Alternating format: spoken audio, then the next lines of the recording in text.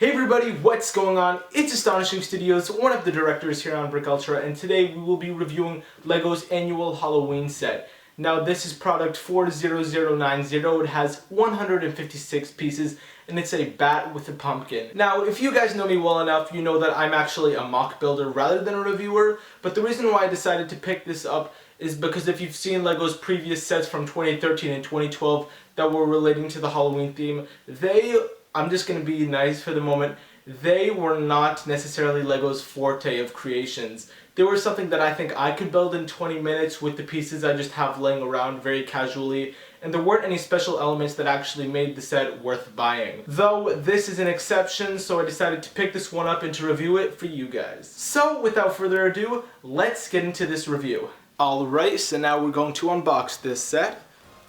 Just going to turn it to the back. Take off one of these stickers that are always so hard to take off because that's just the way LEGO rolls. There we go, it's one of two.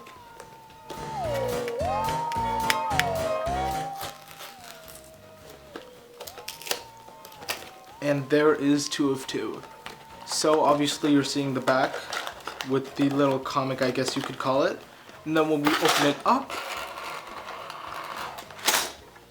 we get this. So simply right here we have two bags, and folded up is the manual.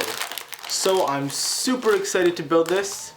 So let's do that right now. 18 pieces and 22 steps later, we are left with this masterpiece. Now we've got the bat and the pumpkin. The set's just two pieces, and the set's actually a 149 piece build because we have these 7 leftover pieces. Nonetheless, it was still exciting. The 22 pages kept me excited, and it actually left me wanting more rather than doing it for such a long time that it actually got boring. Now, I'm not going to bring you in too close on these sets just yet, but I'm going to rather point out the features. So the bat, it can close his wings as advertised on the box, so that's very cool. It can bend all the way back, bend all the way forward to hug himself actually.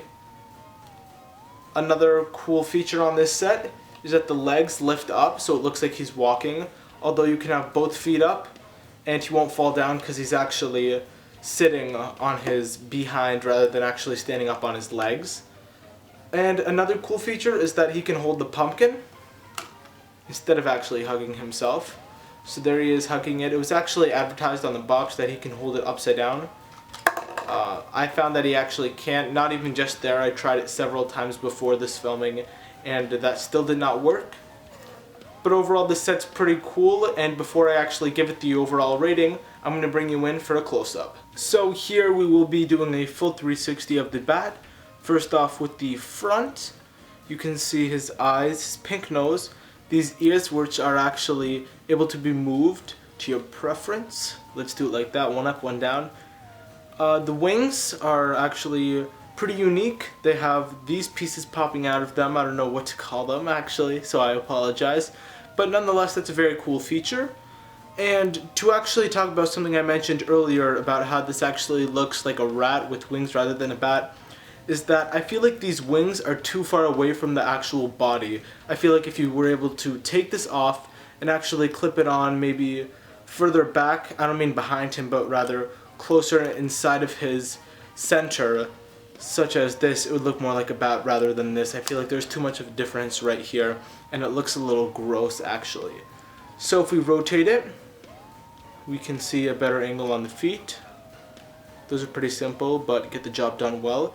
The gray stomach, dark stone gray. The side, nothing special.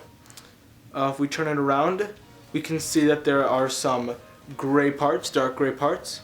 I wish that could have been black, but oh well. The front looks good enough. The wings are shown more here, so there's not much detailing on the back. So then we keep turning it around. Then we get to the front. So then we see all the other features, and that's just a quick rundown of, once again, what it looks like on all sides. Now we have the rest of the set, or simply just the small pumpkin. This doesn't even deserve a 360 considering it's the same on all sides. Simply what this is made up of is 4 of these special panels, and then you can see how these are made up. And so it can actually be done on all 4 sides. This one is higher than this one, which the studs were on the lower end of it. But those snap on and get the job done. And then on the top is the green stem of the pumpkin. Personally, I think it should have been brown because normally when you get them, they're not fresh and green like this. But I don't know, maybe it just gives it a nice look rather than the real and almost sadder looking pumpkin with the brown top. Now it is time for the moment we have all been waiting for, the set's overall rating.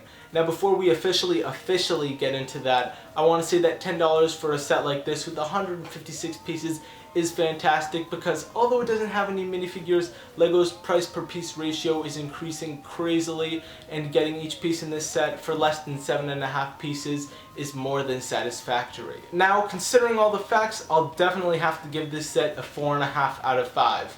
Now the only thing actually holding it back is that it looks kind of like a rat, as I've mentioned several times throughout this video, and that it actually can't hold a pumpkin upside down as it shows on this box on the back. But anyways, the price was fantastic. That certainly brought it up quite a bit, and the look is fantastic, not just for a promotional set, but rather for any set. You know me guys, I don't buy these LEGO sets often, but this one I had to get because it just looked that awesome. So that sums up this review. Make sure to subscribe to BrickUltra, possibly check me out at youtube.com/AstonishingStudios, and we'll see you guys later.